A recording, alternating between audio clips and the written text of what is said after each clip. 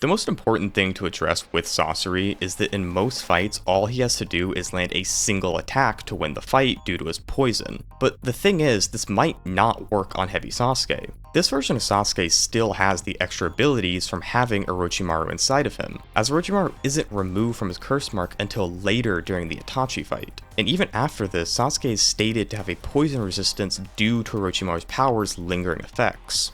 Kakashi says this poison resistance makes Sasuke unkillable using the poison Sakura developed. So saying Sasori's poison would even work on Sasuke is very questionable.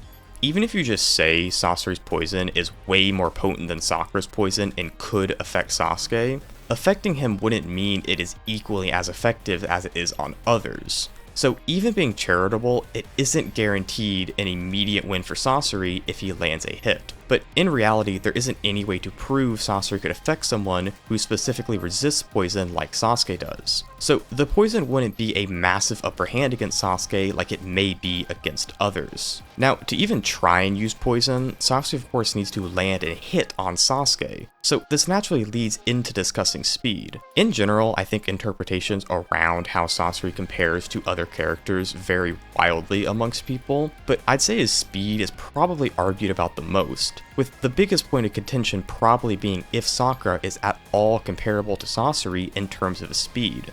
Sakura is obviously not a match for Sasori overall as a fighter, but was able to react and evade several attacks from Sasori throughout the fight. The contention mainly rises from 2 points. First, that being that Chiyo was controlling Sakura's moves during this fight, and second being some believing Sasori held back. I'll start with Chiyo controlling Sakura. This honestly isn't very relevant, because at a certain point in the fight, Chiyo stops controlling Sakura and she can still keep up, with Chiyo even mentioning Sakura is a match for Sasori on her own. Now, when Sakura is able to avoid Sasori without Chiyo's help, it is stated to be because she's beginning to read his moves somewhat, but she would still need some level of speed to not just get blitzed by every attack from Sasori, even with this intel. And her ability to evade Sasori is mainly attributed to the results of her training with Tsunade, with there even being a flashback mid-fight just to show Tsunade explaining the importance of evasion and not getting hit as a medical ninja. It would be weird to highlight Sakura's amazing evasion abilities and then not have her actually be relevant to the attack she's evading right after. As for the idea that Sasori held back, the only implication we get is that he could have better avoided the final attack of the fight and chose not to due to wanting his parents' puppets to deliver the final blow. It's not implied he held back before this point, and in fact, the opposite is implied, with Sasori thinking to himself that the fight with Sakura may take forever and that he needs to expend some chakra to take her out using a wide-scale attack. If Sakura really wasn't relevant in speed to Sasori and Sasori was holding back the whole time, he could have just sped up to take her out, but he thought he needed to launch a much more taxing jutsu to get the job done. So I do think that while Sakura is far weaker as an overall combatant, she is somewhat comparable to Sasori in terms of speed. The reason Sakura is relevant here is Sasuke, without the curse mark or sharingan, was able to blitz Sakura the arc after she fought Sasori. Taking this at face value, it seems like Sasuke is massively faster than Sasori, especially considering he would be even faster than this using his curse mark. The issue with this feat, however, is it is questionable if Sakura is at top power. A few chapters before this, Sakura is attacked by Four Tails Naruto, and the chakra of the Nine Tails in this state acts like a poison as stated by Yamato. We literally see Sakura collapse when running to the hideout that Sasuke is at. On top of this, Sakura healed Naruto from significant wounds right before this, and we know medical ninjutsu saps a noticeable amount of chakra. It's even stated by Yamato and Naruto they need to take a break to let Sakura return to full strength before continuing. But we see after a brief conversation, they just continue on to the hideout anyways, meaning they didn't rest for long at all. So it's very unlikely to say Sakura is at 100% when Sasuke blitzed her. I however think the implications given by the series still make it obvious Sasuke is far above Sakura regardless of this feat being questionable. After the encounter with Sasuke, Sakura says his growth rate isn't normal, and that based on the intel given to Tsunade about Sasuke, she suggests he's likely being augmented or doping to be as strong as he is. Considering Sasuke was stronger than Sakura at the end of part 1, and his growth rate is considered extremely abnormal, it makes sense that he's also far above Sakura at the start of Shippuden. this is supported by a story summary in chapter 310 that says Sasuke left Team 7 in the dust. And this is all before Sasuke gets stronger by absorbing Orochimaru, furthering the gap. Now, I know all of these are saying Sasuke is overall superior and not specifically faster than Sakura, but with how massive the gap is implied to be, and Sasuke's speed being a feature constantly highlighted about him at this point in the series, I think it's likely this would include Sasuke being much faster than Sakura. Now, where this would lead is that Sasuke is massively faster than Sakura, who can somewhat keep up with Sasori. So Sasuke would probably be able to avoid all of Sasori's attacks. Sasuke being faster than Sasori is actually made more consistent when looking at his fight with Deidara, where Deidara admits that Sasuke is too fast for him. And this is before Sasuke even uses the curse mark. Deidara does react to Sasuke's attacks, but only twice. Once was from a large distance, and once he admits to using the cover of an explosion to help avoid Sasuke. The databook also highlights how Sasuke's speed overwhelms Deidara, so Sasuke is definitely much faster than Deidara. Now, I know Deidara vs Sasori is a massive debate within itself, but regardless of who would actually win, I think that they are on an overall similar level. When Deidara says Sasori is stronger than he says Sasori is probably stronger, and seemingly has to think on it a bit, obviously implying some uncertainty in Deidara saying who is superior between the two. If the gap between the two was massive, this wouldn't make much sense to do. So Sasuke being much faster than Deidara would support being faster than Sasori.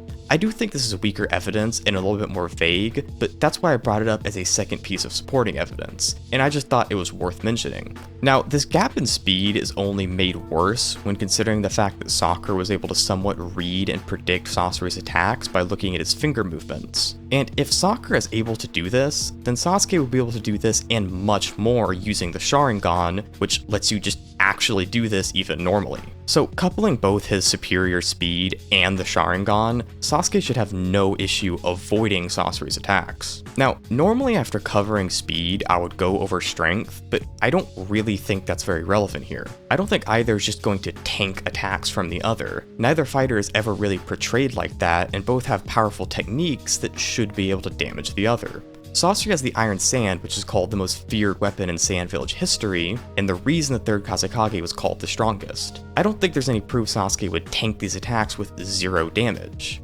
As for Sasori, the Hiriko Shell is fairly durable, but similarly, there isn't any proof he could tank, say, a Chidori variant from Sasuke. Chidori and Raikiri never really fail to damage an opponent when it lands. The databook describes the technique as being able to cut anything, and Sasuke thinks his Chidori blade is unblockable. Now, I'm not taking these hyper literally and saying they can literally cut anything. I'm not going to go ahead and say Kid Sasuke is going to chop apart Kaguya. But the gap to be able to take a Chidori with no damage seemingly needs to be massive, and Sasori hasn't really displayed anything like that. Chiyo just says she doesn't have the power to break the shell on her own, but Sakura managed to shatter it in one hit. As I said earlier, Sasuke is just stated to be above Sakura by a noticeable amount. So if Sakura can break the shell in one hit, it's unlikely Sasuke would be unable to damage it.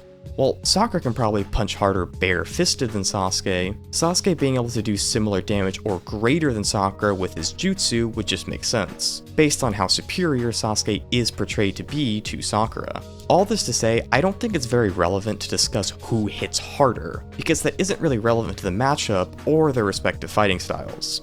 So with that explained, I'll move on to how I actually see the battle playing out. For Sasori to kill Sasuke, he just needs to do fatal damage to Sasuke. But Sasuke does have a few more steps to kill Sasori, as he first needs to break the Hiriko Shell, and then needs to specifically stab the core of Sasori. Starting with how Sasuke would match with the Hiriko Shell, as I explained earlier, Sasuke should be able to avoid Sasori's attacks. So getting up on the Hiriko Shell like Sakura did should be no issue for Sasuke. We even see in the Deidara fight, it is not out of character for Sasuke to rush his opponent and try to immediately end the fight. Especially when looking at the fact that the Hiriko Shell performed the worst against Sakura and Chiyo, with it being destroyed in less than a chapter, Sasuke should be able to just rush it and destroy it using a Chidori variant. Where this gets worse for Sasori is that Sasuke may be able to identify Sasori's core inside the Hiriko Shell. The Sharingan can see chakra, and Sasuke was able to locate Deidara's bombs through the ground using the Sharingan. So if Sasuke manages to deduce that he needs to target Sasori's core, he can just try to stab at it through the Hiriko Shell. It's not crazy to think someone as intelligent as Sasuke would think of something like this, and if he pulls this off, it would just end the fight immediately, and Sasori would never get a chance to use his other puppets.